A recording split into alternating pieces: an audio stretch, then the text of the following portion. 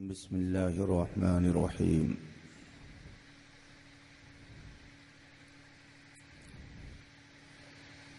نحمدك يا الله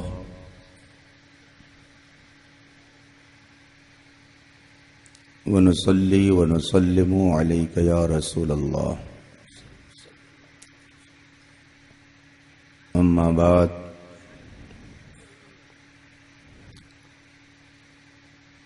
أعوذ بالله من الشيطان الرجيم. بسم الله الرحمن الرحيم.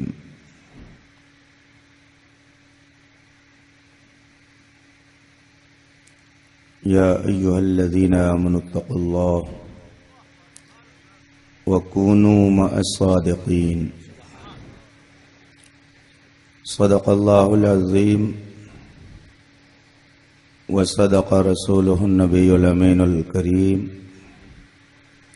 ونحن على ذلك لمن الشاهدين والشاكرين، والحمد لله رب العالمين. اسٹیج پر جلوہ فرما علماء باوقار،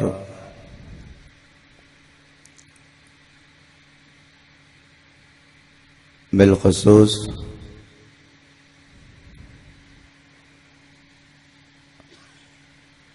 گلزار رضویت گرامی قدر سید سیف رضا صاحب،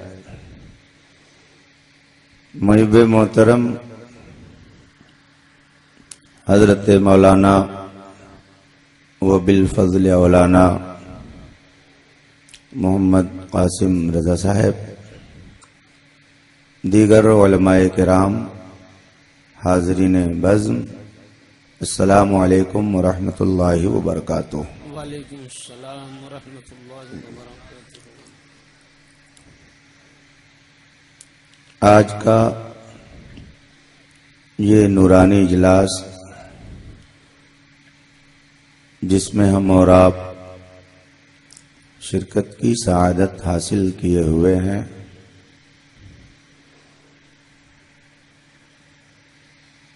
آپ سب نے نہایت عقیدت و محبت کے ساتھ حضور خواجہ غریب نواز رضی اللہ تعالیٰ عنہ کی یاد میں اسے منعقد کیا ہے. رب قدیر اپنے حبیب پاک کے طفیل ہماری اور آپ کی اس حاضری کو قبول فرمائے اور حضور خواجہ خواجگاں رضی اللہ تعالی عنہ کے فیض و برکات سے مالا مال فرمائے. نماز عشاء کے بعد سے آپ حضرات اپنا قیمتی وقت دیے ہوئے ہیں اور دل جمعی سے بیٹھ کر شورائے اسلام کے نعت خوانی سے اور علماء کرام کے بیان سے محظوظ فرما رہے ہیں اپنے آپ کو. یہ وقت آرام کرنے کا ہے، لیکن آپ نے آج کی رات اپنی نیند کو قربان کر دیا ہے اور رات کے اس وقت میں آپ کا بیداری کے ساتھ یہاں پہ بیٹھے رہنا، میں یہ سمجھتا ہوں یہ اس بات کی علامت ہے کہ ہماری صبح زندہ ہے، ہماری شام زندہ ہے. ہماری صبح زندہ ہے، ہماری شام زندہ ہے، ہمارے دل کی تختی پر نبی کا نام زندہ ہے. اللہ تعالی اس زندگی کو برقرار رکھے اور اسی طرح زندہ دلی کے ساتھ اس دنیا میں رہنے کی ہمیں اور آپ کو توفیق عطا فرمائے. میں آپ کا بہت قیمتی وقت لے رہا ہوں لیکن زیادہ وقت نہیں لوں گا. بہت کچھ آپ نے سن لیا ہے. محب محترم حضرت مولانا محمد قاسم صاحب کا خوبصورت بیان بھی آپ کے حوالے ہو چکا ہے اور گرامی قدر حضرت سید صاحب اپنے مخصوص انداز میں آپ کو جو پیاری پیاری باتیں سنا رہے تھے رس گھولتے ہوئے انداز میں، اس سے بھی آپ محظوظ ہو چکے ہیں. تھوڑی دیر میں آپ کا قیمتی وقت لوں گا. شاید آج سے 2-3 سال پہلے ایک مرتبہ اور میرا آنا آپ کے شہر میں ہوا تھا اور اس وقت غالباً کسی بد مذہب نے کچھ ریشہ دوانی کی تھی، تو اس کی سرکوبی کے لیے میں یہاں پر حاضر ہوا تھا. اور اس وقت بھی حضور خواجہ غریب نواز کی بارگاہ میں پہنچ کر استغاثہ دائر کیا تھا اور حضرت کے ہی فیض و برکات کے ساتھ میں یہاں پر آیا تھا. آج بھی میری سعادت مندی اور خوش نصیبی ہے کہ میں سلطان الہند کی بارگاہ سے فیض و برکات لے کر اپنے دامن میں سمیٹ کر آج بھی میں بیٹھا ہی ہوا ہوں. اور آپ حضرات تو گھر کے ہیں، ہم تو بہت دور سے آتے ہیں، آپ جب چاہتے ہیں پہنچ جاتے ہیں. یہ آپ حضرات کی خوش نصیبی ہے کہ اللہ تعالیٰ نے آپ کو اسی خطے میں پیدا کیا جس میں حضور خواجہ غریب نواز جلوہ فرما ہیں، اور آج آپ نے سلطان الہند کانفرنس بھی کر کے اپنی عقیدت کا اظہار کیا ہے. بہت خوبصورت اسٹیج، بہت خوبصورت پنڈال، اور رات کے اس وقت میں آپ کا اس طرح سے بیدار رہنا یہ بہت خوبصورت مجمع کہا جائے گا. تھوڑی دیر آپ میری طرف متوجہ رہیں، میں 2-3 باتیں آپ کے سامنے بتاؤں گا. ایک تو یہ کہ انسان کو کسی اچھے کے ساتھ، کسی بھلے کے ساتھ رہنے کی ضرورت کیوں پیش آتی ہے، اس کو بھلے کے ساتھ کیوں رہنا چاہیے، اور دوسری بات یہ کہ بھلا ہے کون، اور تیسری بات یہ ہے کہ آج کون بھلا ہے کہ جس کے ساتھ رہا جائے. بس یہی 2-3 باتیں میں عرض کروں گا اور اس کے بعد اپنی گفتگو میں ختم کروں گا. آئیے سب سے پہلے مصطفیٰ جان رحمت سرور کائنات صلی اللہ علیہ وسلم کی بارگاہ ناز میں درود و سلام کا نذران عقیدت پیش کریں اور پڑھیں. اللہم صلی علی سیدنا و مولانا محمد معدن الجود والکرم و آلہ الکرام اجمعین.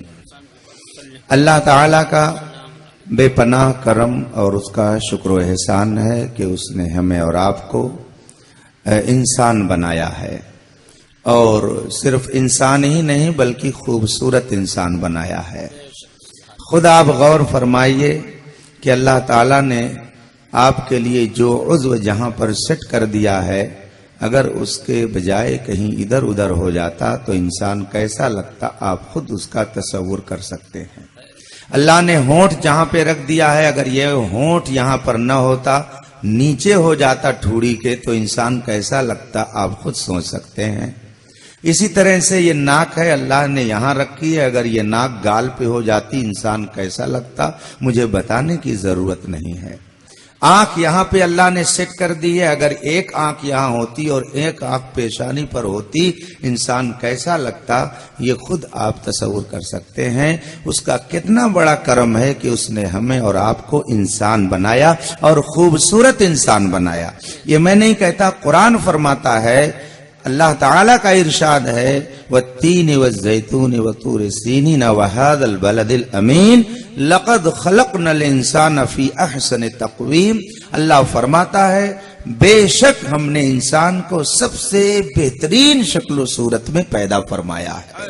انسان کو اللہ نے بنایا، اسے خوبصورت انسان بنایا، لیکن بہت خوبصورت کوئی انسان ہو اور اس کے اندر انسانیت نہ پائی جائے تو وہ خوبصورتی اس کی کس کام کی ہو سکتی ہے؟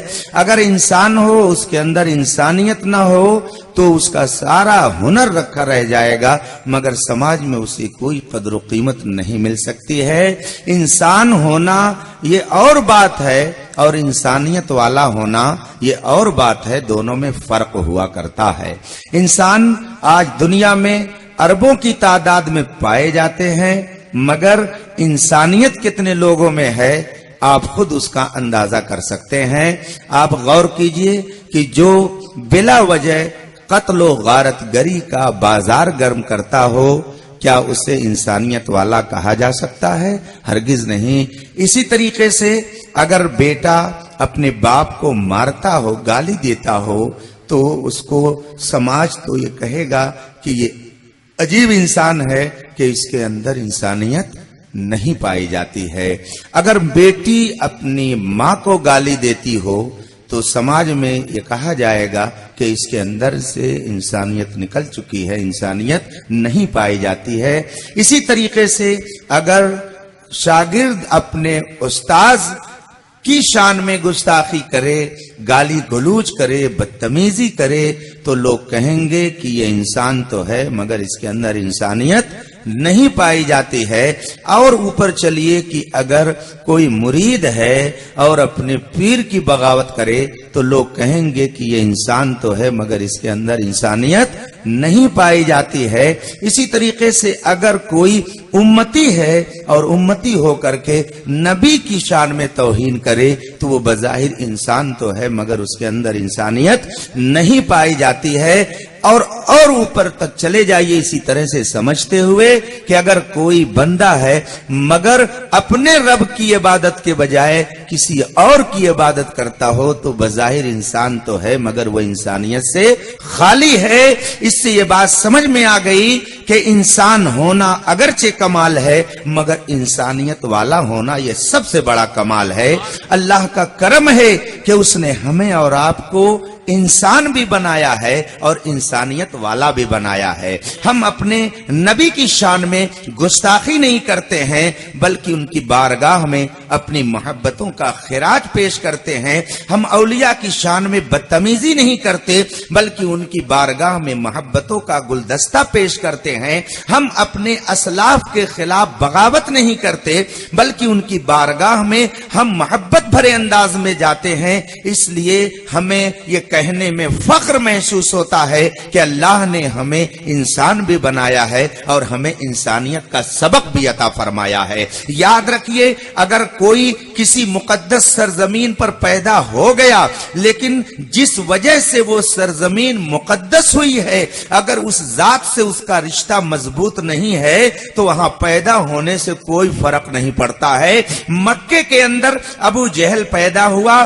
عتبہ پیدا ہوا، شیبہ پیدا ہوا، مگر جن کے صدقے میں عرب مقدس کو مقدس ہونے کا شرف حاصل ہے، چونکہ وہ ان کا دشمن رہا اس لیے مکے میں پیدا ہونے سے اس کو کچھ فائدہ نہیں ملا۔ وہ ابو جہل انسانیت کے لیے کل بھی بدنما داغ تھا اور آج بھی ہے اور صبح قیامت تک رہے گا۔ اور آپ مکے میں نہیں پیدا ہوئے، مدینے میں نہیں پیدا ہوئے، میرے اعلیٰ حضرت مکے میں نہیں آئے، مدینے میں نہیں آئے، لیکن آج انسانیت کے لیے فخر بنے ہوئے ہیں۔ اور انسانیت ہی نہیں بلکہ مذہب حق کی سچی پہچان بن کر کے دنیا میں مسلک اعلیٰ حضرت کا پرچار کیا جا رہا ہے اور اس طریقے سے اعلیٰ حضرت کا فیضان عام ہو رہا ہے۔ اس سے یہ بات معلوم ہوئی کوئی کہیں پیدا ہو، کوئی کہیں پہ رہے، لیکن جس ذات کو رب قدیر نے مقدس بنا کر کے بھیجا اگر اس سے رشتہ مضبوط ہے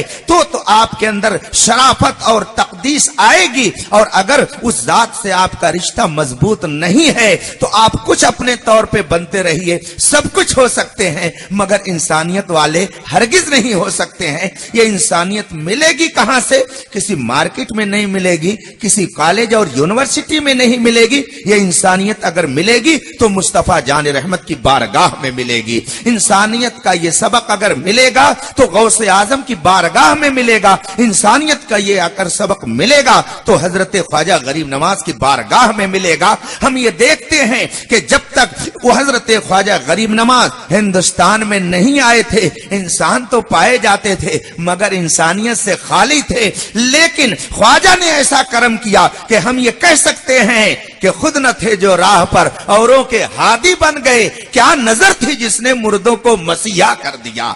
तो रब कदीर का ये करम है कि उसने हमें इंसान भी बनाया है और इंसानियत वाला भी बनाया है। इसलिए हम फख्र से ये कह सकते हैं कि रब तबारक व तआला के हम ही वो मखसूस बंदे हैं कि जिनके लिए रसूल पाक ने जन्नती होने की बशारत अता फरमाई है। याद रखिए कि अगर किसी को बुलंदियों की तरफ जाना है तो अगर अकड़ करके वो जाना चाहे तो कभी नहीं जा सकता है, उसे झुक करके ही जाना पड़ेगा और किसी के सहारे से ही जाना पड़ेगा। आप खुद इसको अगर अमली तौर पर देखना चाहते हो तो एक मिट्टी का ढेला लीजिए और उसको आप अपने हाथ में लेकर के छोड़ दीजिए। वो मिट्टी का टुकड़ा छोटा सा ऊपर जाएगा कि नीचे जाएगा। हर आदमी कहेगा कि वो ऊपर नहीं जाएगा बल्कि वो नीचे की तरफ आएगा। वो नीचे क्यों जाएगा? अगर आप किसी फिजिक्स के स्टूडेंट से जाकर के पूछेंगे तो वो कहेगा जमीन के अंदर खींचने की ताकत थी इसलिए उसने उस ढेले को नीचे खींच लिया। लेकिन अगर उलमा से पूछेंगे तो ये कहेंगे कि नहीं, ऐसा नहीं है, जमीन के अंदर खींचने की ताकत की बुनियाद पर वो ढेला नीचे नहीं गया बल्कि उसकी फितरत, उसका नेचर, उसकी तबीयत है जिसकी वजह से वो बजाय ऊपर के नीचे चला गया। मैं ये नहीं बहस छेड़ना चाहता कि ये नीचे क्यों जाता है, मैं ये बताना चाहता हूं कि मिट्टी का एक टुकड़ा है लेकिन अगर आपने उसको हाथ में लेकर के छोड़ दिया तो अब वो ऊपर की तरफ नहीं जाएगा बल्कि नीचे की तरफ आएगा। और अगर उसे ऊपर की तरफ ले जाना है तो किसी न किसी सहारे की जरूरत पड़ेगी। अगर आप उसे ऊपर की तरफ ले जाना चाहते हो तो उसे किसी न किसी ताकत और वसीले की जरूरत पड़ेगी। और यह भी अपनी जगह पे तय है कि वो वसीला, वो सहारा जितना ताकतवर होगा वो मिट्टी का ढेला उतने ही ऊपर जाएगा। आप देख लीजिए, अगर हाथ से उस मिट्टी के टुकड़े को फेंकेंगे तो कुछ दूर जाएगा लेकिन अगर गुलेल में लगा करके फेंकेंगे तो और ऊपर जाएगा और अगर यरगन से उसको मारेंगे तो बहुत ऊपर जाएगा। इससे ये बात मालूम हुई कि अगर मिट्टी को ऊपर की तरफ जाना है तो किसी ताकत का उसे सहारा चाहिए और सहारा जितना ताकतवर होगा वो मिट्टी का ढेला उतने ही ऊपर जाएगा। अगर ये फलसफा आप तस्लीम करते हैं तो आपको ये भी तस्लीम करना पड़ेगा कि उसी मिट्टी से आप भी बनाए गए हो, आप किसी और चीज से नहीं बनाए गए हो। अब अगर मिट्टी के एक छोटे से टुकड़े को ऊपर जाने के लिए किसी वसीले और सहारे की जरूरत है तो आप जैसे 70 किलो और 80 किलो के इंसान को भी ऊपर जाने के लिए किसी न किसी सहारे की जरूरत है और वो सहारा जितना ताकतवर होगा आप उतने ही ऊपर जाएंगे। हम ये देखते हैं कि रब्बे कदीर ने इस कायनात में सबसे अजीम सहारा मुस्तफा जाने रहमत को बना करके भेजा। इसलिए जिनका डायरेक्ट मुस्तफा जाने रहमत से ताल्लुक हो गया वो सहाबी हुए और वो इतने बुलंद हो गए कि अब कयामत तक कोई वली, गौस, कुतुब, अब्दाल तो हो सकता है मगर एक आम सहाबी के दर्जे को नहीं पहुंच सकता है। नबी की निस्बत ने उनको इतनी बुलंदी पर पहुंचा दिया कि वहां तक हम आज तसव्वुर भी नहीं कर सकते हैं। पता ये चला कि सहारा जितना ताकतवर होगा जो उससे जुड़ेगा वो भी उतना ही ताकतवर होगा। हम रसूल पाक के उम्मती हैं, 1400 साल के बाद हम आए हैं मगर हम भी जिस नबी से जुड़े हुए हैं वो ऐसी ताकत रखता है कि उसकी बदौलत कुंतुम खैरा उम्मा, सारी उम्मत में सबसे बेहतरीन उम्मत हो गए। क्यों बेहतरीन उम्मत हो गए? इसलिए कायनात में सबसे अजीम सहारे से आपका ताल्लुक पैदा हो गया है।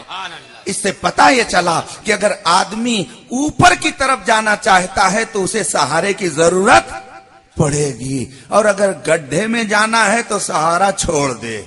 वहाबियों ने यही फलसफा सिखाया कि तुमको अब गड्ढे में जाना है, बुलंदी पे नहीं जाना है। छोड़ गौसे आजम का सहारा, छोड़ ख्वाजा गरीब नवाज का सहारा, छोड़ मखदूम सिमना का सहारा, छोड़ आला हजरत का सहारा, और ये सहारा छोड़ करके वो आपको बुलंदी की तरफ नहीं ले जा रहा है बल्कि पस्ती की तरफ ले जा रहा है। देखने में आप कितने ही बुलंद हो जाएं, आसमान पे चले जाएं, मगर जिसे कुरान बुलंद कहे वो बुलंद होता है, जिसे हदीस बुलंद कहे वो बुलंद होता है। और आज आप देख लीजिए कि 6 अरब आबादी दुनिया में इंसानों की पाई जाती है, मगर 6 अरब आबादी में 5 अरब वो हैं जो रसूल पाक का कलमा नहीं पढ़ते हैं, खुले हुए काफिर हैं। इस दुनिया के अंदर 5 अरब इंसान ऐसे हैं जो रसूल पाक का इनकार करते हैं। वो बज़ाहिर आसमान में उड़े, 70 नहीं 170 मंजिला बिल्डिंग में रहे, लेकिन बताओ क्या वो हकीकत में बुलंदी पर हैं?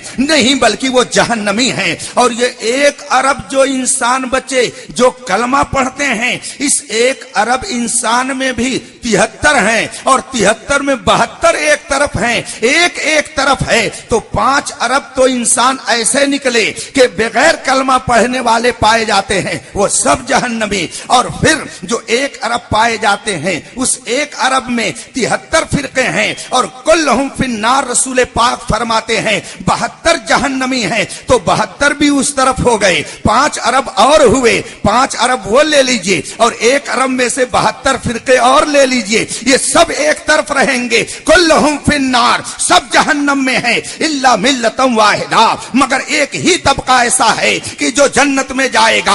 अब आप जरा गौर कीजिए कि जिसको चुन चुन करके अलग कर दिया गया, चल तू 72 में है, चल तू 5 अरब में है, और अब वो खुशनसीब जो उस एक में दाखिल हो जाए, वो कितना खुशनसीब है कि अपनी किस्मत पर अगर वो सुबह कयामत तक नाज करे तो ये बजा कहा जा सकता है।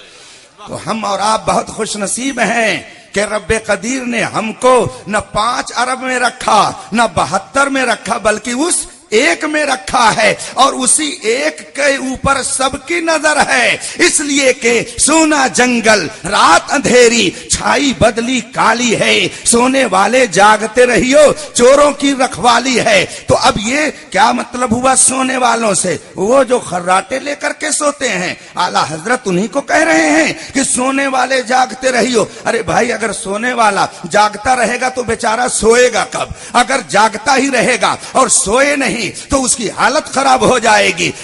उलमाए किराम तो 2-4 रोज भी जग करके गुजार लेते हैं, लेकिन आप 1 रात जग जाते हैं तो सुबह चेहरे का जोग्राफिया बदल जाता है। क्या बताएं, पूरी रात आज जगना पड़ा। ये 5 रोज नहीं, 2 हफ्ते से जग रहे हैं हमारे मौलाना कासिम साहब, लेकिन चेहरे पे बशाशत देखिए, पता ही नहीं चल रहा है कि ये जाग रहे हैं और सफर कर रहे हैं। तो अब क्या मतलब है? आला हजरत फरमाते हैं सोने वाले जागते रहियो। क्या मतलब हुआ? आला हजरत ये कहना चाहते हैं कि सोना नहीं बल्कि जागते रहना? क्या यही बताना चाहते हैं ताकि आपकी सेहत खराब हो जाए? जगते रहिए। आला हजरत आपकी सेहत के खराब होने का नुस्खा बता रहे हैं? नहीं मेरे भाइयों, वो फरमाते हैं कि 72 तो खाली हो गए सोने से, 5 अरब भी सोने से खाली हो गए। अब तुम्हारे ही पास सिर्फ सोना है, तुम्हारे ही पास वो कीमती सरमाया है। सोने वालों से मुराद ये नहीं है कि आंख बंद करके सोने वालों, बल्कि सोने से मुराद वो कीमती सरमाया है जिसे हम नबी की मोहब्बत कहते हैं, वो कीमती सरमाया है जिसे हम ईमान कहते हैं। ये सोना है। इस सोने के बारे में आला हजरत फरमाते हैं, ये अपने पास सोना रखने वालों, सोने वालों का मतलब ये है, ये कीमती सोना यानी ईमान रखने वालों, तुम गफलत में ना आना, वरना चोर तुम्हारे ईमान को बर्बाद कर देगा। सोने वालों जागते रहियो, चोरों की रखवाली है। तो वो सोना आपके पास है, किसी और के पास नहीं है। और सोना जिसके पास रहता है, फिक्र उसी को होती है कि मुझे कहां रहना है। अगर किसी की जेब खाली हो और पहुंच जाए अजमेर मुअल्ला की भीड़ में, जेब की तरफ वो नहीं देखेगा, इसलिए कि उसकी जेब में कुछ है ही नहीं। लेकिन अगर किसी की जेब में कीमती मोबाइल रखा हो, अगर किसी की जेब में 1 लाख रुपया रखा हो और उस भीड़ में जाए तो कभी कभी देखेगा मजमे की तरफ, मगर थोड़ी देर के बाद फौरन अपनी जेब की तरफ भी देखेगा कि कहीं ऐसा तो नहीं कि कोई पॉकेट मार आकर के जेब खाली कर जाए। कभी मोबाइल की तरफ देखेगा। क्या समझाया आपने कि जिसके पास कौड़ी नहीं है, वो कहीं भी जाए कोई फर्क नहीं पड़ता, कहीं सोए कोई नहीं कुछ बोल सकता, कहीं बैठ जाए कोई कुछ नहीं कहता, न उसे भी कोई फिक्र होती है। और अगर किसी के पास कीमती चीज है, उम्दा किस्म का मोबाइल है, 1 लाख रुपया उसके जेब में है, तो वो कहां बैठेगा, कहां रहेगा, किस तरह के लोगों में बैठेगा, और अगर कहीं भीड़ में भी रहेगा तो वह अपने जेब की हिफाजत करता रहेगा। याद रखिए, सिर्फ अहले सुन्नत व जमाअत हैं कि जिनके पास ईमान का सोना है। अब इन्हीं को अपने ईमान की हिफाजत करनी है कि हमें जाना है तो कहां जाना है, रहना है तो किसके पास रहना है, हमें दोस्ती करनी है तो किससे दोस्ती करनी है। जिसने अपना ईमान बर्बाद कर दिया वो किसी के पास जाए, चाहे शिया के यहां जाए, चाहे सुन्नी के यहां जाए, चाहे वहाबी के यहां जाए, चाहे बदअकीदा के यहां जाए, वो जहां जहां जाए, वजह यह है जो तेरे दर से यार फिरते हैं, दर बदर यूं ही खार फिरते हैं। तो जिनके दिल से ईमान निकल चुका है वो कहीं जाए कोई फर्क नहीं पड़ता। मगर ये मोमिनो, सूना जंगल रात अंधेरी, छाई बदली काली है, सोने वाले जागते रहियो, चोरों की रखवाली है। नारे तो अब आपको नारे रिसालत, जश्न गरीब नवाज। अब फिक्र किसको होनी चाहिए? फक्का को? फिक्र किसे होगी? पार्लियामेंट में बैठने वाले को? फिक्र उसे होगी जिसे ख्वाजा का दर मिला है। फिक्र उसे होगी जिसे मुस्तफा की सच्ची गुलामी मिली है। फिक्र उसे होगी अपने ईमान की हिफाजत की जिसे गौसे आजम का दामन मिला है। इसीलिए कुरान ने फरमाया, या अय्युहल्लज़ीना आमनुत्तकुल्लाह, ए ईमान वालो अल्लाह से डरते रहो, वकूनु मास सादिकीन, झूठों के साथ न रहना बल्कि सच्चों के साथ। यह हुक्म किसके लिए है? सबके लिए? बेईमानों के लिए? ये हुक्म सबके लिए है? नहीं, ये हुक्म सबके लिए नहीं है, ये ईमान वालों के लिए है। इसलिए कि ईमान ही कीमती सरमाया है और इसी की हिफाजत करनी है। अब इसकी अगर आप हिफाजत चाहते हैं तो याद रखिए, अगर बुरों की सोहबत में गए तो ये मत समझिए कि हम अल्लामा हैं, ये मत समझिए है कि हम मुफ्ती हैं। बड़े बड़े अल्लामा गार में चले गए, बड़े बड़े मुफ्ती जिल्लत के गड्ढे में फेंक दिए गए। इब्लीस से बढ़कर के किसका इल्म आज पाया जाता होगा? उससे बड़ा कौन आलिम आज बन सकता है? मगर देखिए उसका क्या हश्र हुआ। मैंने गौर जब किया तो मुझे ये बात मुनकशिफ हुई कि इस कायनात में सबसे पहला काफिर इब्लीस है, और वो खुदा का इनकार करके काफिर नहीं हुआ है बल्कि नबी की अजमत का इनकार करके काफिर हुआ है। इससे ये बात मालूम हुई कि खुदा के वजूद को मान लेने से कोई मोमिन नहीं हो जाएगा जब तक कि नबी की अजमत उसके दिल में नहीं पाई जाएगी। कोई ये न सोचे कि मैं तो बहुत बड़ा आलिम हूं, मेरे ईमान को कोई खतरा नहीं।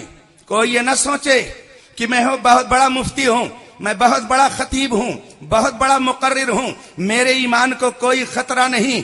बड़े बड़े न जाने कहां चले गए, तारीख उठा करके देख लीजिए। और खुद इसी हिंदुस्तान में मैं बड़े एतमाद से कहता हूं कि रब्बे कदीर ने आला हजरत को हम सब के ईमान की हिफाजत का इतना बड़ा जरिया बनाया कि जो आला हजरत से बरगश्ता हुआ बहुत बड़ा आलिम कहलाता था, बहुत बड़ा मुफ्ती कहलाता था, मगर जब मरा तो बदअकीदगी की मौत मरा और कोई सुन्नी उसके जनाजे पे जाने के लिए नहीं तैयार हुआ। इसलिए याद रखो कि आला हजरत अजीमुल बरकत इन औलियाए किराम की क़यादत और उनकी रहनुमाई का हमको सबक दे करके बता गए हैं। तेरे गुलामों का नक्शे कदम है राह खुदा, वो क्या बहक सके जो ये सुराग लेके चले। तो आला हजरत इन सारे सच्चों का रास्ता हमें दिखाते हैं। इसलिए जो आला हजरत से अलग होता है वो सिर्फ आला हजरत से नहीं अलग होता, वो गौसे आजम से अलग हो रहा है, ख्वाजा गरीब नवाज से अलग हो रहा है। इसलिए कुनू मा सादिकीन, सच्चों के साथ रहो। सच्चे कौन? सच्चे ये औलियाए किराम, और इन औलियाए किराम की मोहब्बत हमारे दिल में बेसाने वाले बरेली के इमाम अहमद रजा के साथ है। इसलिए झूठों के साथ न रहना बल्कि सच्चों के साथ रहना। बात समझ में आ रही है कि नहीं आ रही है? सच्चों के साथ रहो। अब इतनी बात अगर आपने समझ ली तो इसको तो सब मानते हैं कि सच्चे, مگر اس زمانے میں کس کے ساتھ رہیں، کون سچا ہے؟ یہ بہت بڑا مسئلہ ہے، یہ بہت بڑا مسئلہ ہے۔ سچا کون، اس زمانے میں کون ہے جس کے ساتھ رہا جائے؟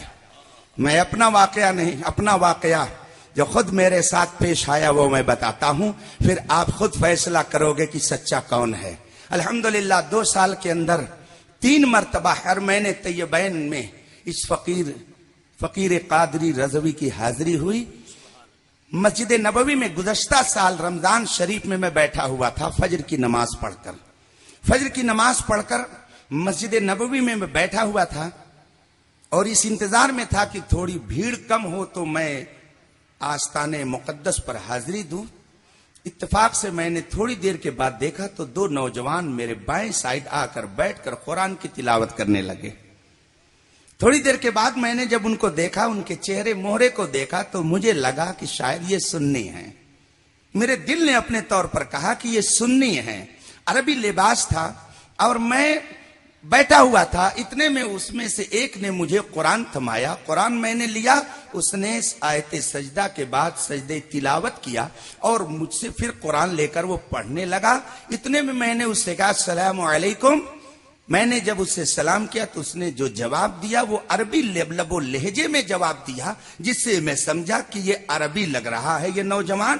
چنانچہ میں نے اس سے عربی میں گفتگو کرتے ہوئے پوچھا هل استطيع ان اتكلم، کیا میں آپ سے کچھ بات کر سکتا ہوں؟ اس نے کہا نعم لا باس بھی، کوئی حرج نہیں ہے، آپ بات کر سکتے ہیں۔ چنانچہ میں نے اس سے پوچھا مسمک، آپ کا نام کیا ہے؟ انہوں نے کہا اسمی عبداللہ العطاس، میرا نام عبداللہ عطاس ہے۔ میں نے اس سے پوچھا این تسکن، آپ کہاں کے رہنے والے ہیں؟ تو انہوں نے عربی زبان میں جواب دیا الحمدللہ نحن من المدینۃ المنورہ، اللہ کا شکر ہے کہ ہم مدینہ شریف کے رہنے والے ہیں۔ چنانچہ جب انہوں نے یہ جواب دیا تو میں خوش ہوا کہ چلیے اس وقت میں ایک مدنی نوجوان سے گفتگو کر رہا ہوں۔ میں نے اپنی گفتگو کو آگے بڑھاتے ہوئے اس سے پوچھا ماذا تشتغل، آپ کرتے کیا ہو؟ اس نے کہا اتعلم فی الکلیہ، میں کالج میں پڑھتا ہوں۔ اب میں نے اس سے پھر پوچھا کہ هل قرأت کتابا فی العقیدہ، کیا تم نے عقیدے کی کوئی کتاب پڑھی ہے؟ اس نے کہا لا، نہیں میں نے عقیدے کی کوئی کتاب نہیں پڑھی ہے۔ میں اصل میں یہ سوال کر کے اس سے یہ جاننا چاہتا تھا کہ وہ سنی ہے کہ وہابی ہے، اسی لیے میں نے اس سے یہ سوال کیا۔ لیکن جب اس نے کہا کہ میں کالج میں پڑھتا ہوں، میں نے عقیدے کی کوئی کتاب نہیں پڑھی ہے، تو اب میں سوچ میں پڑ گیا کہ میں اسے کیسے کنفرم کروں کہ یہ ادھر کا ہے یا ادھر کا ہے۔ لیکن فوراً ہی میرے ذہن نے رہنمائی کی تو میں نے اس سے ایک سوال کیا۔ بہت سارے لوگ اس میں حاجی ہوں گے، بہت سارے لوگ معتمر ہوں گے جنہوں نے عمرہ کیا ہوگا، انہوں نے یہ دیکھا ہوگا کہ اگر آپ نے روضہ رسول کی طرف ہاتھ اٹھا کر کے دعا کی تو فوراً ایک متوا مولوی وہابی آتا ہے اور وہ آپ کا ہاتھ نیچے کر دے گا اور کہے گا ھذا شرک ھذا حرام ھذا حرام، یہ شرک ہے یہ حرام ہے، توجہ نحو القبلہ، کعبے کی طرف متوجہ ہو کے دعا کرو، ادھر متوجہ ہو کر کے دعا نہیں کرنی چاہیے۔ چنانچہ میں بھی اس منزل سے گزر چکا تھا، اس سے پہلے ہی ایک متوا جس کو میں اپنی زبان میں کتوا کہتا ہوں، اس سے میری بحث ہو چکی تھی کہ میں روضہ رسول پہ کھڑے ہو کر کے دعا کر رہا تھا۔ چنانچہ اس نے آ کر کے میرے ہاتھ کو نیچے کیا اور کہا ھذا حرام ھذا حرام، توجہ نحو الکعبہ، کعبہ کی طرف متوجہ ہو جاؤ۔ تو میں نے اس سے کہا کہ کعبہ نماز کے لیے قبلہ بنایا گیا ہے، دعا کے لیے قبلہ نہیں ہے، اس لیے کہ آپ نے یہ مسئلہ پڑھا ہوگا کہ جب امام سلام پھیر لے تو سلام پھیرنے کے بعد اب وہ قبلے کی طرف متوجہ نہیں رہے گا بلکہ دائیں یا بائیں یا پیچھے مقتدیوں کی طرف متوجہ ہو کر کے دعا کرے گا۔ اب اس کے لیے مکمل طور سے کعبہ کی طرف منہ کر کے بیٹھے رہنا مکروہ کہا گیا ہے۔ اس سے یہ بات معلوم ہوئی کہ کعبہ یہ نماز کا تو قبلہ ہے مگر دعا کا قبلہ یہ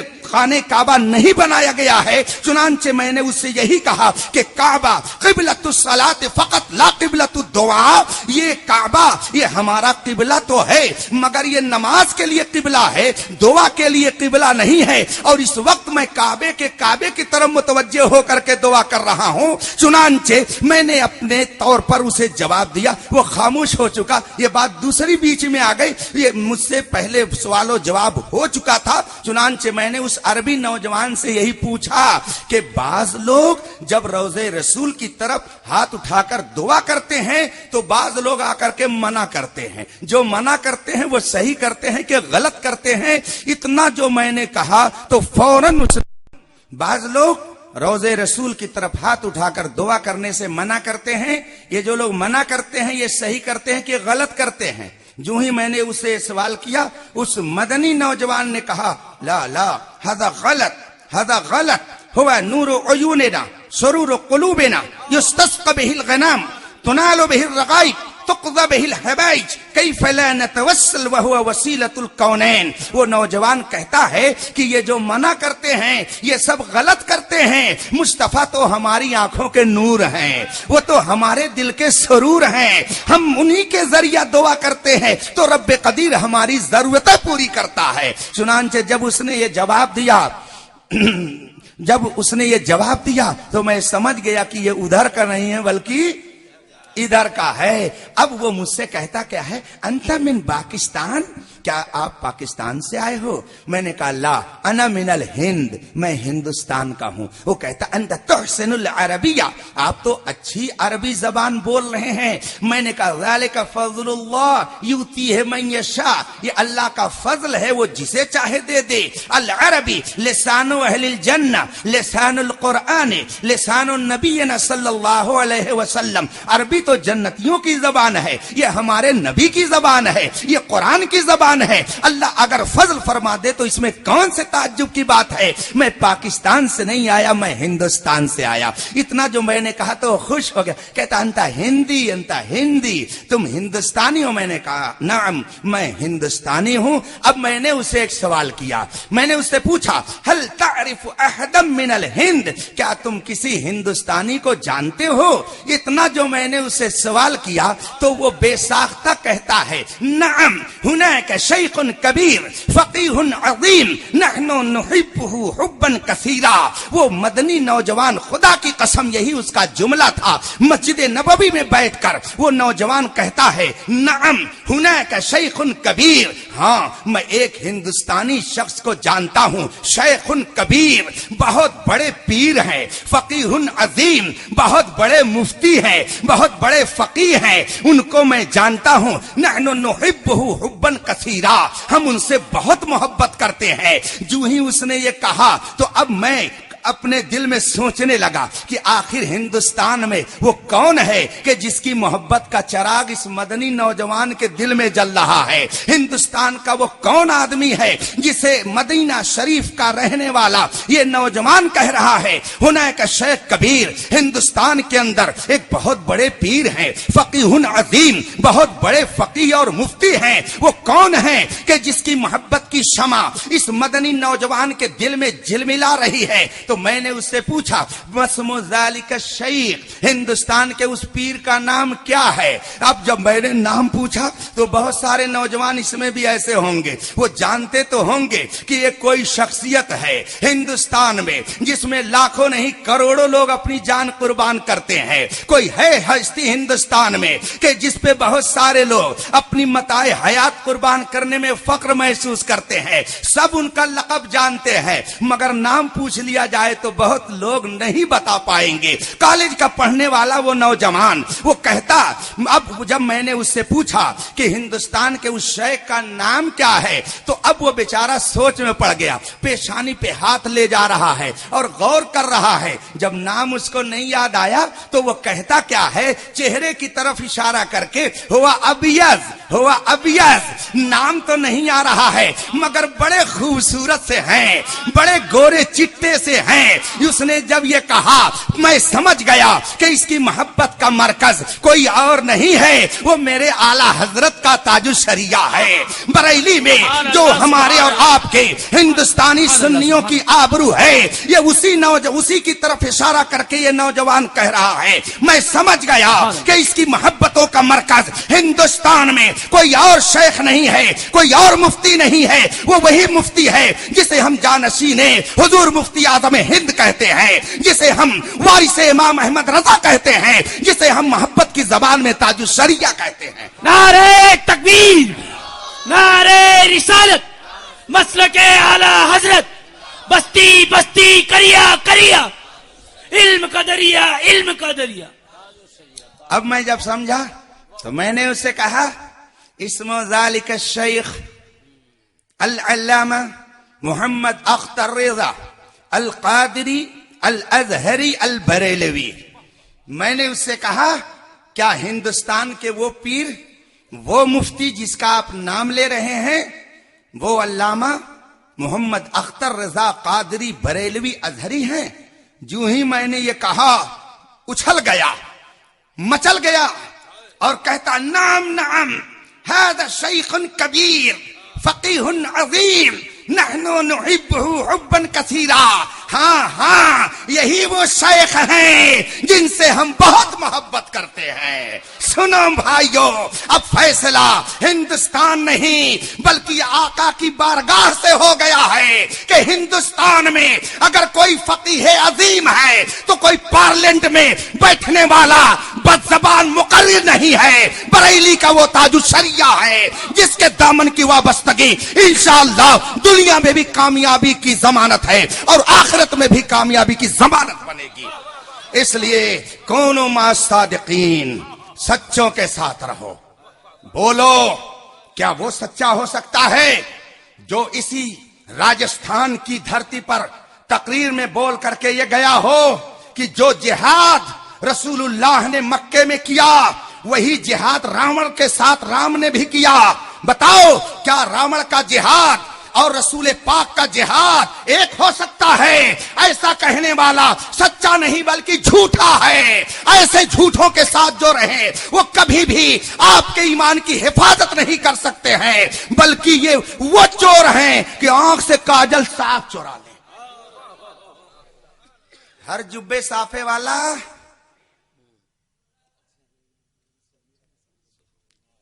ہر قرآن شریف بغل میں دبا کے چلنے والا سچا نہیں ہوتا. چمکتا جو نظر آئے وہ سب سونا نہیں ہوتا. اگر دنیا میں رہنا ہے تو کچھ پہچان پیدا کر. دنیا میں اگر رہنا ہے تو اپنے ایمان کی حفاظت کے لیے کوئی نہ کوئی قلعہ بنانا پڑے گا. بادشاہ جب کوئی قلعہ بناتا ہے کس لیے؟ تاکہ میری رعایا اس قلعے میں آ جائے, دشمن کا اگر حملہ ہو تو میری رعایا محفوظ رہے. قلعہ بنایا جاتا ہے, ایمان قلعہ بنایا جاتا ہے رعایا کے ایمان جان کی حفاظت کے لیے. میرے خواجہ غریب نواز نے, میرے غوث اعظم نے, ان اللہ کے محبوب بندوں نے, مصطفیٰ جان رحمت نے ہندوستانی سنیوں کے ایمان کی حفاظت کے لیے بھی ایک قلعہ بنا دیا ہے. اس قلعے کا نام مسلک اعلی حضرت ہے. جو اس قلعے میں آ جائے گا اس کے ایمان کی حفاظت ہوگی. آپ دیکھ لیجئے جو اس قلعے سے باہر ہو گیا دنیا میں اس کا کیا حشر ہوا.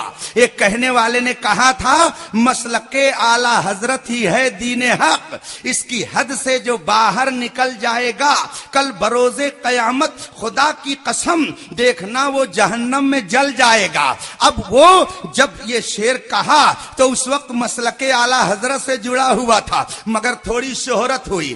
آدمی کو اگر نعمت مل جائے تو یہ بہت بڑا کرم ہے, مگر اس نعمت کو اگر آدمی سنبھال لے تو یہ اس سے بڑا کرم ہے. اگر آدمی کے پاس علم آ جائے اور غرور نہ آئے تو سمجھ جائیے کہ بہت بڑا اس کے اوپر اللہ کا کرم ہے. اگر آدمی کو حسن مل جائے اور اسے گھمنڈ نہ آئے تو سمجھ جائیے کہ اس کے اوپر رب کا بہت بڑا کرم ہے. اگر آدمی کو شہرت مل جائے اور اس کے اندر غرور نہ آئے تو سمجھ جائیے کہ اس پر رب کا بہت بڑا کرم ہے. اور اگر تھوڑی سی شہرت ملی اور سمجھ گیا میں تو خود ہی اعلی حضرت ہو گیا, اب میں خود اعلیٰ حضرت سے ٹکرا لوں گا، اب ان کے علم سے میں خود اختلاف کر لوں گا، اگر اعلیٰ حضرت نے کسی سے اختلاف کیا ہے تو میں بھی کر سکتا ہوں۔ سنو، حضرت سیدنا امام اعظم رضی اللہ تعالیٰ عنہ جن کے ہم اور آپ مقلد ہیں، حنفی ہیں، خود حضرت خواجہ غریب نواز سیدنا امام اعظم ہی کے مقلد ہیں، حنفی ہیں، اسی لیے آپ دیکھ لیجئے اجمیر معلیٰ کی ہر مسجد میں حنفی طریقے پر ہی نماز ادا کی جاتی ہے۔ خود سیدنا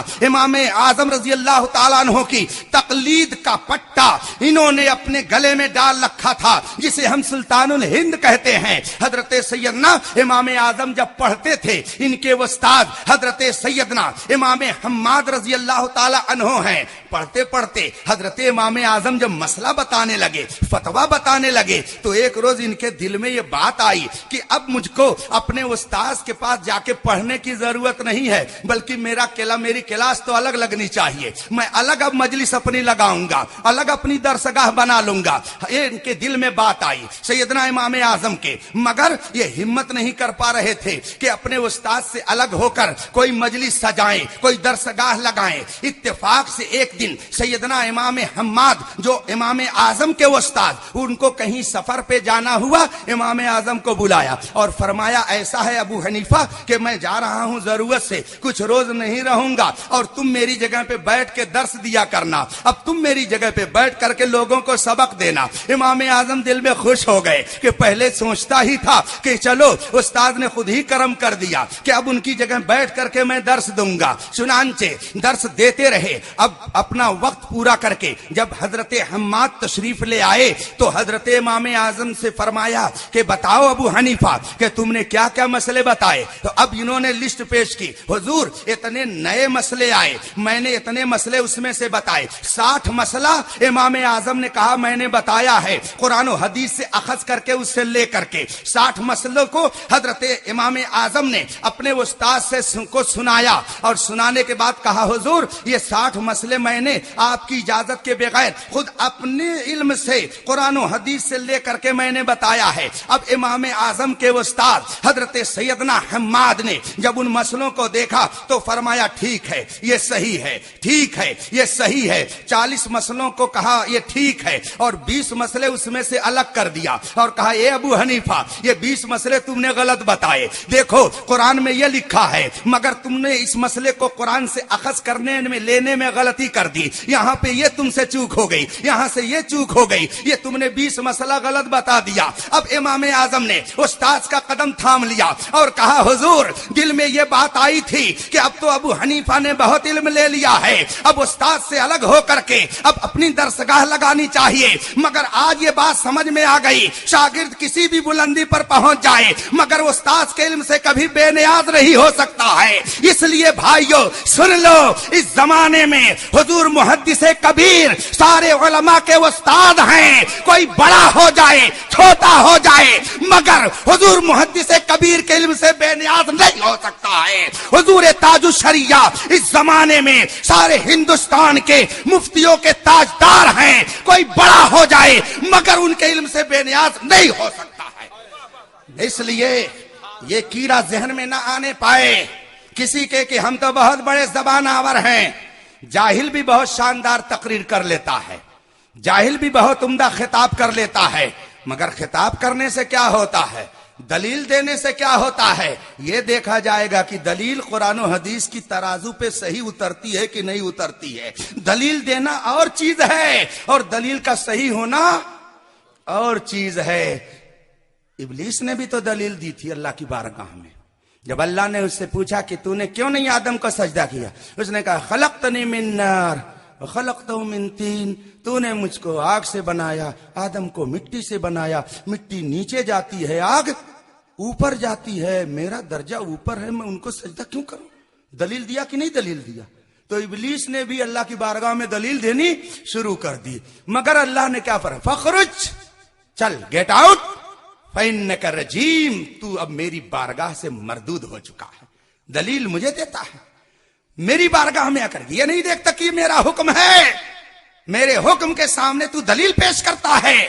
میں نے اپنے محبوب بندے کی تعظیم کے لیے کہا تھا اور تو نے اپنی دلیل لے کر کے انکار کر دیا. فخرج فإنک رجیم, گیٹ آؤٹ ہو جا, تو مردود بارگاہ ہے. تو دلیل تو خدا کی بارگاہ میں بھی وہ دینے لگا. دلیل دینے سے کیا ہوتا ہے یہ دیکھا جائے گا کہ دلیل قرآن و حدیث کے معیار پر اترتی ہے کہ نہیں اترتی ہے. آج بہت سارے لوگ کہتے ہیں ہم نے تو دلیل دے دی, ہمارے پاس تو اتنی دلیل ہے. کچھ لوگ کہتے ہیں ارے بھائی اس چیز سے اتنا فائدہ ہوتا ہے, ٹی وی دیکھنے سے اتنا فائدہ ہوتا ہے. یہ دلیل دیتے ہیں اپنے کام کو صحیح کرنے کے لیے. اگر کسی چیز سے فائدہ ہو اور اس کا نقصان بھی ہو تو یہ بتاؤ شریعت کیا کہتی ہے. آؤ ہم شریعت سے تو بعد میں پوچھیں گے, ذرا اپنی عقل سے پوچھ لو.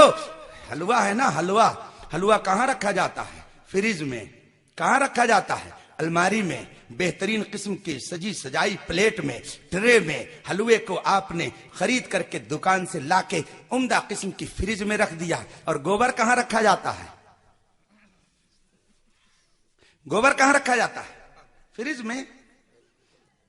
اگر کوئی فریج میں گوبر رکھنے لگے تو فریج کمپنی والے فریج بنانا ہی چھوڑ دیں گے اور اس رکھنے والے کو رانچی بھیجیں گے یا آگرہ قریب ہے وہاں بھیجیں گے.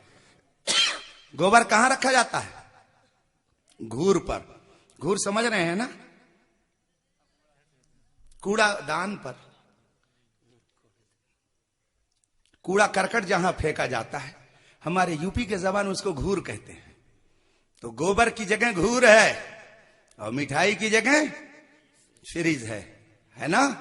لیکن اگر کسی دن فریج میں رکھی ہوئی محترمہ مٹھائی کو ترس آ گیا جناب گوبر پر اور کہا کہ یہ گوبر بہت دن سے تو گھور پر رہتا ہے, کوڑے دان پہ رہتا ہے, آؤ چلو ہماری تمہاری دوستی ہو جائے, چلو ہم تم دونوں ساتھ رہیں گے. اور مٹھائی نے کر لی دوستی کس سے؟ گوبر سے. اور دونوں خوب گلے مل گئے, لت پت ہو گئے ایک دوسرے سے. اب بتائیے اب کہاں رکھیں گے؟ اب کہاں رکھیں گے؟ اب کہیں گے کہ چلو جناب گوبر سے دوستی کرنے کے صدقے میں محترمہ مٹھائی, اب چلو ہو گیا بہت شاندار معاملہ, چلو اب دونوں لوگوں کو اٹھا کر کے ہم فریج میں رکھ دیں. تو جناب گوبر بھی فریج میں آ گئے اور مٹھائی بھی فریج میں آ گئی.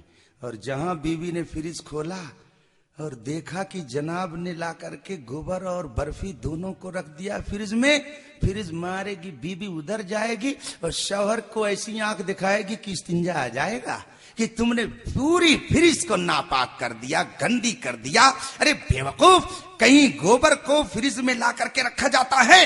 اب جناب شوہر کہہ رہے ہیں ارے نہیں دیکھتی ہو تم, گوبر نے دوستی کر لی ہے مٹھائی سے, دونوں گلے مل گئے ہیں, تو میں نے سوچا کہ چل کر کے اب گوبر کو بھی لا کر فریج میں رکھ دیا جائے. بیوی جواب دے گی شوہر تم مرد ہو, مرد کی عقل تو زیادہ ہوتی ہے, عورت کی عقل کم ہوتی ہے, مگر اس وقت تمہاری عقل کم ہے, میری عقل زیادہ ہے. سن, پہلے مٹھائی کی جگہ فریج تھی اور گوبر کی جگہ کوڑے دان تھی, مگر چونکہ مٹھائی نے گوبر سے جب دوستی کر لی تو گوبر کا تو کچھ نقصان نہیں ہوا, بلکہ گوبر پہلے بھی رکھا جاتا تھا کوڑے دان پر اور اب بھی رکھا جائے گا کوڑے دان پر. مگر سن, اب مٹھائی کی جگہ فریج نہیں رہے گی, اس مٹھائی کو بھی کوڑے دان ہی پر پھینکا جائے گا.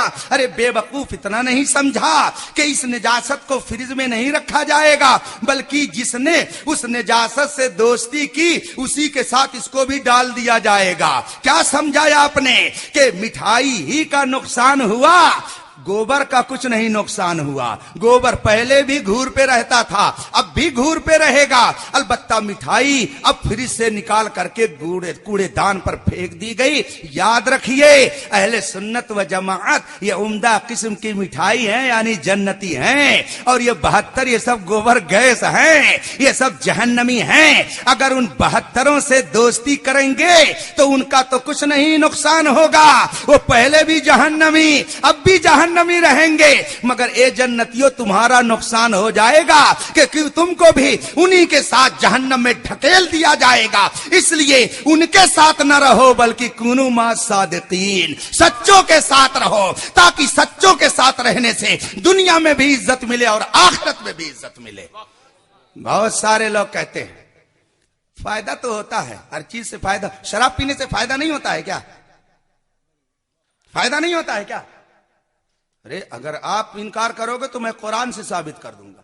یسألونک عن الخمر والمیسر قل فیہما اثم کبیر ومنافع للناس. قرآن میں ہے، اٹھا کے دیکھو. قرآن فرماتا ہے اے میرے محبوب، لوگ تم سے پوچھتے ہیں یسألونک عن الخمر والمیسر، جوا اور شراب کے بارے میں پوچھتے ہیں کہ جوا کھیلا جائے کہ نہ کھیلا جائے، شراب پی جائے کہ نہ پی جائے. تو اب قرآن فرماتا ہے قل، آپ ان سے کہہ دو، آپ ان سے بتا دو، منافع للناس، اس میں لوگوں کا فائدہ ہے. شراب پینے میں فائدہ ہے، جوا کھیلنے میں فائدہ ہے. قرآن میں ہے یہ قل فیہما اثم کبیر ومنافع للناس. فائدہ بھی ہے شراب پینے میں، صحت اچھی ہو جاتی ہے. دیکھتے نہیں ہو بڑی بڑی آنکھیں نکال کر کے نیلی پیلی کرتے ہیں لوگ. نفع بھی ہے، قرآن فرماتا ہے فائدہ ہے، مگر قرآن نے یہ بھی فرما دیا کہ اس میں گناہ بھی ہے.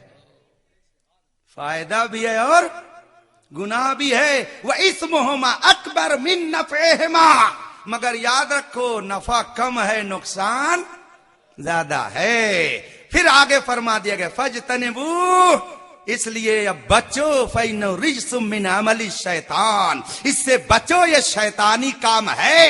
اس سے معلوم ہوا کہ کوئی خراب چیز ایک دم نہیں خراب ہوتی، کچھ نہ کچھ اس میں فائدہ ضرور ہوتا ہے. مگر شریعت نے یہ ضابطہ دے دیا کہ اگر نفع بھی ہے نقصان بھی ہے تو نفع کو نہیں دیکھا جائے گا، نقصان سے بچا جائے گا. اس لیے تمہیں اجازت نہیں دی جا سکتی ہے. جو لوگ کہتے ٹی وی دیکھنے میں فائدہ بھی ہے، بتاؤ فائدہ زیادہ ہے کہ نقصان زیادہ ہے؟ بیٹی بے حیا بنتی ہے، گھر چھوڑ کے بھاگتی ہے، نہ جانے کیا کیا ہوتا ہے. اس میں نفع ہے تو مانتا ہوں، مگر نقصان زیادہ ہے، اس لیے اس کی اجازت شریعت نہیں دے سکتی ہے. ہاں طبیعت ضرور اس کی اجازت دے سکتی ہے. ہمیں طبیعت پر نہیں بلکہ شریعت پر عمل کرنا ہے. ابھی چند سال پہلے مصر کے ایک عالم نے ایک کتاب لکھی. ٹائم بہت ہو گیا، 3:30 بج گئے، میں اپنی گفتگو ختم کرتا ہوں. درود شریف پڑھ لیں. اللہم صلی علی سیدنا مولانا محمد معدن الجود والکرم والہ الکرام اجمعین. مصر کے ایک عالم نے ایک کتاب لکھی ہے، اس کا نام ہے انصاف الامام. کتاب کا نام ہے، عربی میں کتاب ہے. مصر کے عالم ہیں، انہوں نے ہندوستان کی تنظیموں کا، تحریکوں کا مطالعہ کیا، اعلی حضرت کی کتابوں کا مطالعہ کیا، اور مطالعہ کرنے کے بعد انہوں نے وہ کتاب لکھی ہے جس کا نام ہے انصاف الامام، یعنی امام احمد رضا نے انصاف کیا ہے. کتاب کا نام ہی رکھا، اور اس کے بعد میں ایک ایک تحریک کا ذکر کرتے ہیں. یہ وہابیت ہے، اس کے یہ عقیدے، یہ نجدیت ہے، اس کے یہ عقیدے، یہ دیوبندیت ہے، اس کے یہ عقیدے. اور اس کے بعد میں کہتے ہیں جب یہ تحریکیں چل رہی تھیں بہت سارے لوگوں کی زبانیں خاموش تھیں، مگر انصاف کا قلم اگر کسی نے چلایا ہے تو بریلی کے امام احمد رضا نے چلایا ہے. یہ کتاب ہے پوری عربی میں، اور آخری پیج جو اس کا ہے وہ تو اتنا زوردار ہے. وہ فرماتے ہیں اپنی اس کتاب انصاف الامام میں کہ بریلی کے امام احمد رضا نے جو فتویٰ دیا ہے ان کی خاندان کے لوگ آج بھی اتنی سختی سے اس پر عمل کرتے ہیں کہ وہ لکھتے ہیں اس کتاب میں کہ میں نے امام احمد رضا کے پوتے مولانا اختر رضا اظہری سے ملاقات کی تو 100 سال پہلے ان کے جد امجد دادا نے جو فتویٰ دیا تھا فوٹو کے سلسلے میں، آج بھی ان کے پوتے اسی فتوے پر اتنی مضبوطی سے قائم ہیں کہ مجھے فخر ہوتا ہے ان کو دیکھ کر. اور آگے وہ کہتے ہیں کہ دنیا یہ جانتی ہے کہ سب سے زیادہ بے حیائی کو عام کرنے میں تصویروں ہی کا عمل ہے. تصویروں کے ذریعہ ہی دنیا میں بے حیائی پھیلی ہے. اے بھائیو، آپ کس طرف جا رہے ہو؟ منجن آپ بھی کرتے ہو، منجن عورتیں بھی کرتی ہیں،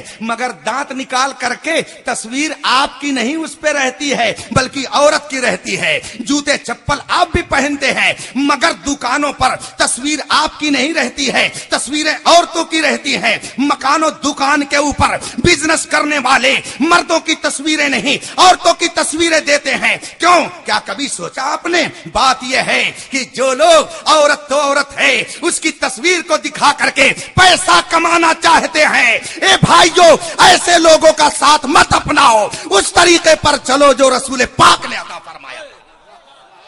تمہیں کالی گھٹاؤں کا نہیں پہچاننا آیا؟ نشیمن سے دھواں اٹھتا ہے، تم کہتے ہو ساون ہے. آپ ایئرپورٹ پر دیکھتے ہوں گے لڑکے کو تو پینٹ پہن کر کے رہنا ہے مگر لڑکی کو چڈی پہن کر کے رہنا ہے. کیا آپ نے اسے سبق نہیں لیا کہ لوگ کہاں لے کر کے جا رہے ہیں اسلام کو؟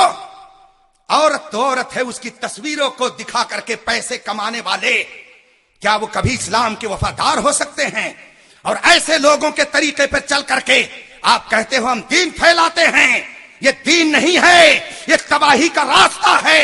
دین وہ ہے جو رسول پاک نے عطا فرمایا ہے، شریعت وہ ہے جو رسول پاک نے ہمیں عطا فرمائی ہے. اس لیے یاد رکھو، کوئی بھی ہو جائے جو شریعت کی خلاف ورزی کرتا نظر آئے وہ سب کچھ ہو سکتا ہے مگر ہم مسلمانوں کا نمائندہ ہرگز نہیں ہو سکتا ہے. پروردگار عالم اپنے حبیب کے صدقے میں ہمیں رسول پاک کا سچا وفادار بنائے، مسلک اعلی حضرت پر رکھے. اس زمانے میں ہم سب سچے، جتنے سنی ہیں وہ سب، اور ان سارے سچوں کے پیشوا ہمارے تاج الشریعہ ہیں. اسی لیے تو دیہات میں جائیے، شہر میں جائیے. ابھی میں کیرلا اور کرناٹک کے بالکل بارڈر پہ گیا 10 تاریخ کو. وہاں کرناٹک کے علماء نے مل کر کے حضور محدث کبیر شہزادے صدر الشریعہ علامہ ضیاء المصطفیٰ صاحب قبلہ کو مجدد الف ثانی ایوارڈ دیا. چاندی کی پلیٹ میں ان کی تعریف و توصیف لکھ کر کے، چاندی کی پلیٹ میں. کسی پارلیمنٹ میں بیٹھنے والے بدزبان کو بھی یہ موقع ملا ہے؟ چاندی کی پلیٹ میں حضور محدث کبیر کی تعریف لکھ کر کے ایوارڈ پیش کیا. گئے ہم بھی ساتھ میں وہاں پہ تقریر کرنے کے لیے کھڑے ہوئے. کرناٹک کیرلا کے لوگ اردو جو صحیح ڈھنگ سے جانتے نہیں. نام آیا خلیفہ تاج الشریعہ تو مجمع سے آواز آتی ہے بستی بستی قریہ قریہ تاج الشریعہ تاج الشریعہ. کہاں کھولے ہیں گیسو یار نے، سبحان اللہ، کہاں کھولے ہیں گیسو یار نے. خوشبو کہاں تک ہے؟ جو بدبو کے قفس میں بند ہیں وہ لوگ کیا جانے. کہاں کھولے ہیں گیسو یار نے، خوشبو کہاں تک ہے؟ جہاں تک سونگھ پائیں سونگھنے والے وہاں تک ہے. ابو جہل بڑا بدقسمت تھا، میں خانے میں تھا محروم رہا، اور بن دیکھے ویسے قرنی نے پیش کے نبی کا جام لیا. آدمی جس کے بارے میں اپنی نظر سے جیسے دیکھے گا ویسے ہی تو کہے گا. ایک دیہاتی ایک قریہ میں کھیڑے میں رہنے والا، اس سے اگر آپ پوچھئے جناب یہ بتاؤ پلین کتنی بڑی ہوتی ہے تو وہ تو کہے گا جناب 1 ہاتھ کی ہوتی ہے، اس لیے کہ اس نے 1000 فٹ کے اوپر چیل کی طرح اڑتے ہوئے دور سے دیکھا ہے تو وہ کہے گا 1 ہاتھ کی فلائٹ ہوتی ہے. لیکن اگر مولانا قاسم صاحب سے پوچھئے، سید صاحب سے پوچھئے جو دن رات سفر کرتے رہتے تو کہیں گے ارے حضرت یہاں جتنے لوگ بیٹھے ہیں سب اس میں آ جائیں گے، بہت بڑی فلائٹ ہوتی ہے. تو ایک دیکھنے والے نے کہا 1 ہاتھ کی ہوتی ہے اور دوسرا کہنے والا کہتا ہے بہت لمبی چوڑی ہوتی ہے. بات یہ ہے کہ جس نے دور سے دیکھا وہ اس نے اس کی حقیقت کو نہیں جانا، اپنے دیکھنے کی بات کہی ہے، اور جس نے قریب سے جانا ہے وہ جانتا ہے کہ یہ کتنی بڑی ہے. تم کیا جانو تاج الشریعہ کیا ہے؟ تم کیا جانو جانشین امام احمد رضا کی شخصیت کیا ہے؟ عرب و عجم میں آج ان کا کوئی ثانی نہیں نظر آ سکتا ہے. جاؤ ذرا دیکھو تو عرب و عجم میں. الحمدللہ میں نے عرب میں بھی جا کے خطاب کیا ہے, عجم میں بھی کرتا ہوں. اور ابھی ربیع الاول میں افریقہ میں گیا تھا. افریقہ کے جنگلوں میں جا کر کے دیکھو, وہاں پر بھی تمہیں مسلک اعلی حضرت کا نعرہ لگتا نظر آئے گا. اور لوگ کہتے ہیں ڈال دی قلب میں عظمت مصطفیٰ سیدی اعلی حضرت پہ لاکھوں سلام. کونوا مع الصادقین, جھوٹوں کے ساتھ مت رہنا بلکہ سچوں کے ساتھ. اللہ تعالی ہم سب کو حضور خواجہ غریب نواز کے فیضان سے مالا مال فرمائے. ابھی پرسوں میں ایک کتاب پڑھ رہا تھا, بات بڑھتی جا رہی ہے. ابھی حضرت نے بیان کیا نا کہ کچھ لوگ کہتے ہیں اعلیٰ حضرت نے یہ نہیں لکھا, خواجہ غریب نواز کی شان میں وہ نہیں لکھا. میں ایک کتاب پڑھ رہا تھا, پہلی مرتبہ وہ کتاب چھپی ہے ہندوستان میں اعلیٰ حضرت کی, پڑھ رہا تھا میں. اکسیر معظم کی شرح کے نام سے ہے, فارسی میں اعلیٰ حضرت نے غوث پاک کی شان میں قصیدہ لکھا, منقبت لکھی ہے. اس کی شرح خود حضور اعلیٰ حضرت نے فرمائی. اس میں وہ لکھتے ہیں اعلیٰ حضرت کہ میں نے غوث پاک کی شان میں یہ فارسی میں منقبت کیوں لکھی. فرماتے ہیں کہ میں گیا ہوا تھا دہلی. اعلیٰ حضرت فرماتے ہیں دہلی گیا تھا,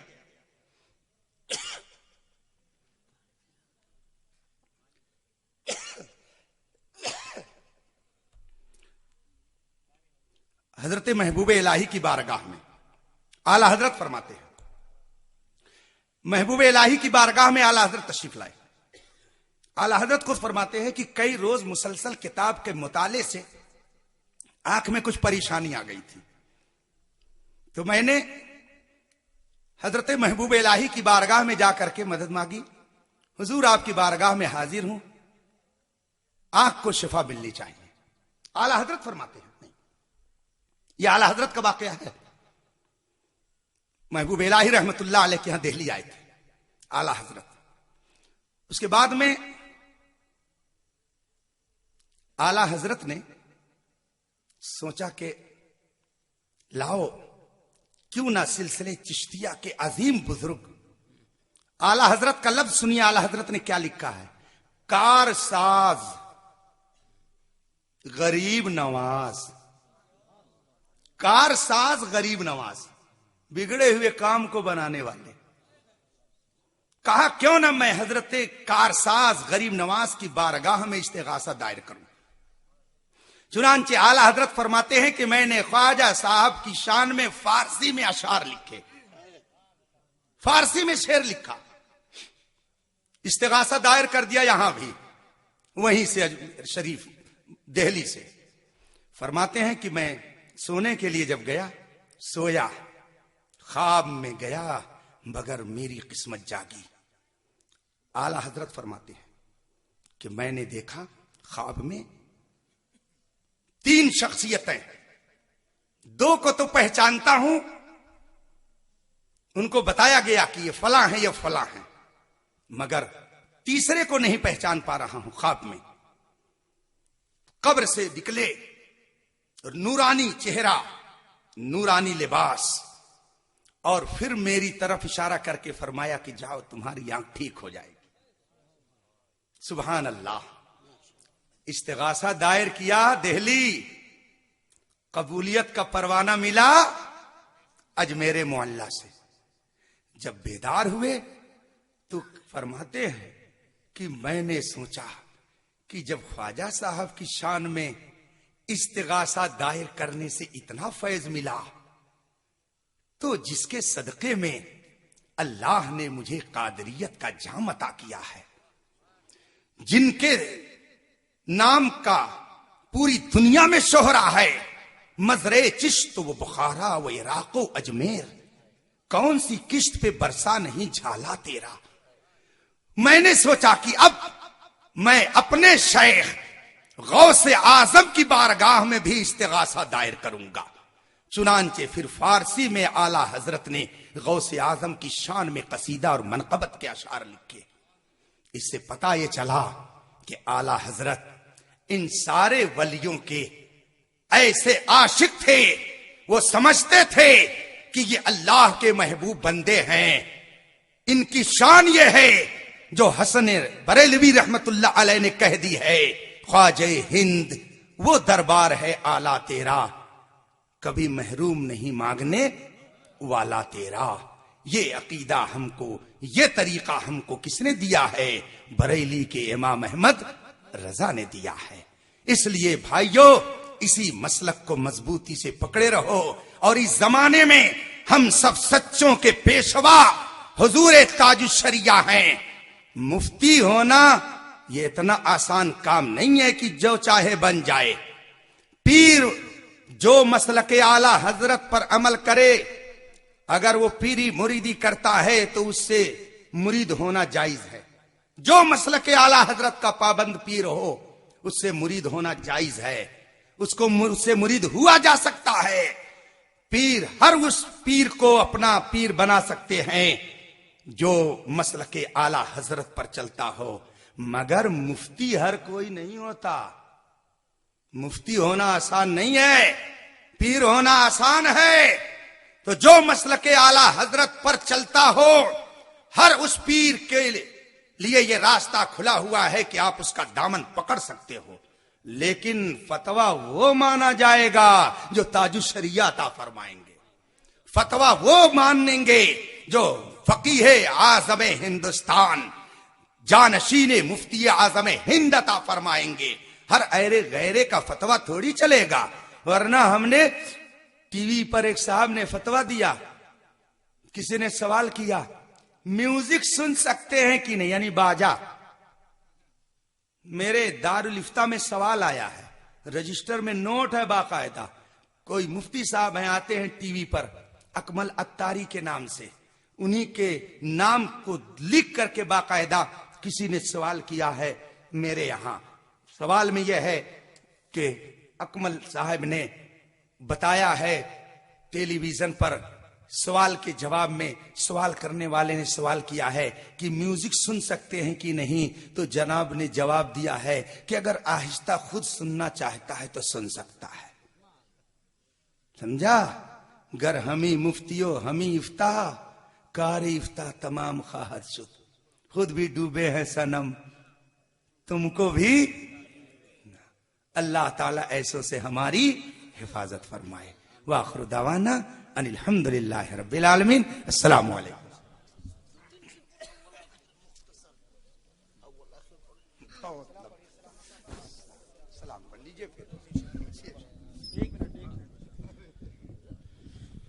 مصطفیٰ جان رحمت پہ لاکھوں سلام، شمع بز میں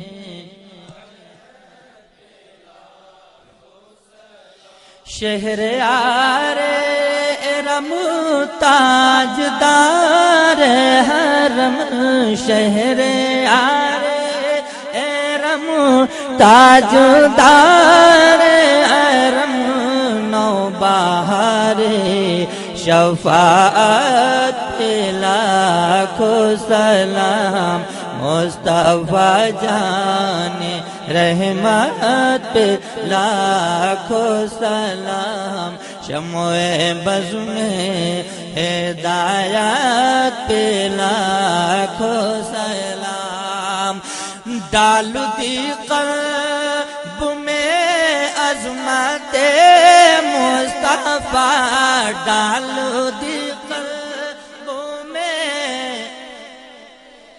مصطفیٰ، سید اعلی حضرت پہ لاکھوں سلام، مصطفیٰ جان رحمت پہ لاکھوں سلام، شمع بز میں ہدایت پہ لاکھوں سلام، مجھ سے خدمات کے قدوسی کہے ہاں رضا، مجھ سے خدمات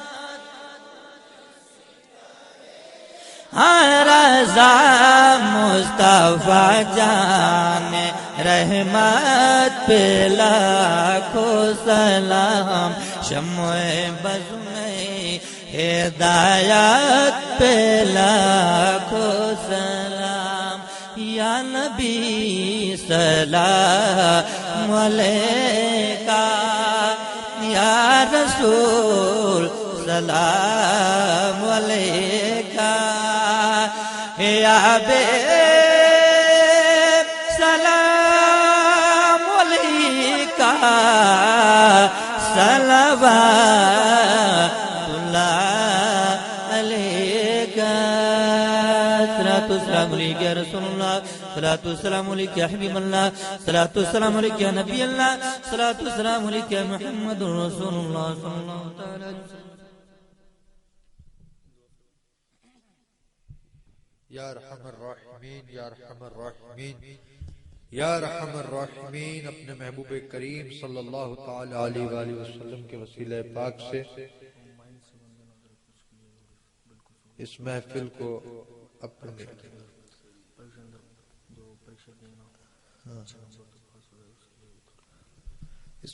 اپنی بارگاہ ناز میں شرف قبولیت عطا فرما. یا ارحم الراحمین، ہمارے غریب نواز کے وسیلے سے اس محفل کو ہمارے لیے باعث نجات بنا دے. مولا تبارک و تعالی سرکار خواجہ غریب نواز رضی اللہ تعالی عنہ کے پاک قدموں کے صدقے طفیل میں ہمارے گناہوں کو معاف فرما دے، ہماری خطاؤں کو درگزر فرما دے، آئندہ نیکیاں کرنے کی توفیق و رفیق عطا فرما. یا ارحم الراحمین، تیرے علم میں ہے کہ یہاں پر ہم میں سے کس کے دل میں کیا خواہش ہے، کیا تمنا ہے. مولا تبارک و تعالی تو اپنی شان کریمی اور رحیمی کے صدقے طفیل میں ہمارے دل نیک جائز مقاصد کو پورا فرما دے، دل نیک جائز تمناؤں کو پورا فرما دے، بے مرادوں کو بامراد کر دے، بے اولادوں کو نیک اولاد عطا فرما دے. پوری دنیا میں کہیں بھی ہمارا سنی بھائی پریشان ہو، اس کی پریشانی دور فرما دے، بیمار ہو شفائے کاملہ و عاجلہ عطا فرما، قرض میں مبتلا ہو تو بارے قرض سے نجات عطا فرما دے. یا ارحم الراحمین، سرکار غوث پاک کے وسیلے سے مولا تبارک و تعالی یہاں پر جو ظالموں نے مائنس پر قبضہ کر لیا ہے، مولا ظالموں کو پست فرما دے، اسلام کا بول بالا فرما دے، اسلام کا بول بالا فرما دے، مسلمان کا بول بالا فرما دے، دشمنان اسلام کا منہ کالا فرما دے. یا ارحم الراحمین، ہمیں اس دنیا میں ایمان کے ساتھ زندہ رکھ، اور جب ہماری موت کا وقت قریب آئے تو ایمان کی سلامتی کے ساتھ بآسانی موت عطا فرما. نزع کی سختیوں سے بھی بچا لے، قبر کی وحشت سے بھی بچا لے، حشر کی گرمی سے بھی بچا لے، پل صراط کی منزل کو بھی آسان فرما دے. مولا تبارک و تعالی حسد سے بچا، حاسدوں سے بچا، گھمنڈ سے بچا، گھمنڈیوں سے بچا. مولا بروں سے بچا، برائیوں سے بچا. یا ارحم الراحمین، گستاخوں کو اہل بیت کا ادب سکھا دے. مولا تبارک و تعالی ہم سب کو مذہب اہل سنت، شریعت مطہرہ، مسلک حق، مسلک اہل سنت جس کو پہچان کے لیے مسلک اعلی حضرت کہتے ہیں، اس پر قائم و دائم رہنے کی توفیق و رفیق عطا فرما. یا ارحم الراحمین، جنہوں نے بھی ایگزام دیے ہیں مولا اس میں انہیں کامیابی عطا فرما. سرکار غوث پاک کے وسیلے سے مولا ہم سب کو علم نافع عطا فرما، نماز پنجگانہ ادا کرنے کی توفیق عطا فرما. وہابیوں، دیوبندیوں، شیعوں، رافضیوں، صلح کلیوں سے بھی بچنے کی توفیق عطا فرما. مولا تبارک و تعالی سرکار غوث پاک کے وسیلے سے مولا ہم اہل سنت والجماعت کی خیر فرما دے، ہمارے سارے سنی بھائیوں کی خیر فرما دے. مولا تبارک و تعالی یا ارحم الراحمین، جدہ شریف میں جو ہمارے سنی بھائیوں کو قید کر لیا ہے سعودیوں نے، مولا انہیں رہائی عطا فرما دے، سعودیوں کے ظلم سے انہیں بچا لے. یا الہی جو دعائیں نیک ہم تجھ سے کریں، قدسیوں کے لفظ آمین ربنا کا ساتھ ہو. مولا تبارک و تعالی اس محفل کو سجانے والوں کو خوب ترقیاں عطا فرما، شاد و آباد فرما، ان کے روزگار میں خوب برکتیں عطا فرما. انہوں نے تیرا اور تیرے محبوبوں کا ذکر خیر کروایا، یا اللہ اس کی برکت سے ان کی دل نیک جائز مقاصد کو پورا فرما دے. ان اللہ وملائکتہ یصلون علی النبی یا ایھا الذین آمنوا صلوا علیہ وسلموا تسلیما. اللہم صلی علی سیدنا شفیعنا کریمنا مولانا محمد مبارک وسلم. صلاۃ و سلام علیک یا رسول اللہ، یا نبی اللہ، یا حبیب اللہ صلی اللہ تعالی علیہ وآلہ وسلم، جن کو سوئے آسماں پھیلا کے جل تل بھر دیے.